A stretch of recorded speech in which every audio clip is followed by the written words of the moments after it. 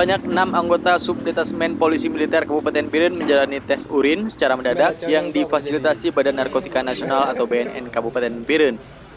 Tes urin ini dilakukan untuk membuktikan seluruh anggota yang bertugas di Subdenpom Biren terbebas dari pemakai narkoba. Tidak hanya para anggota, Komandan Subdenpom juga ikut memeriksa urinnya.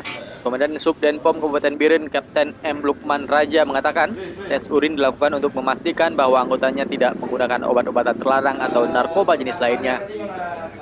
Menurutnya, tes urin juga akan dilakukan pada personel TNI dari seluruh kesatuan yang ada di Kabupaten Biren. Namun jika ada anggota TNI yang positif menggunakan narkoba, pihaknya langsung menindak tegas dan bahkan hingga sanksi pemecatan. Nah, kalau ada anggota yang terlibat nanti akan kita lanjutkan ke proses hukum. Itu nanti kita laporkan ke satuan atas. Karena anggota TNI kalau terlibat itu tidak ada ampun gitu. Terancam pecat. Pecat. Sementara itu, Kepala BNN Kabupaten Biren, Agus Salim menyebutkan, dari hasil pemeriksaan urin tersebut tidak ada satu anggota pun yang positif menggunakan narkoba.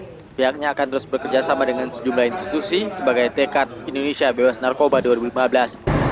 Dari Kabupaten Biren, Muhammad MB melaporkan untuk KCV Video.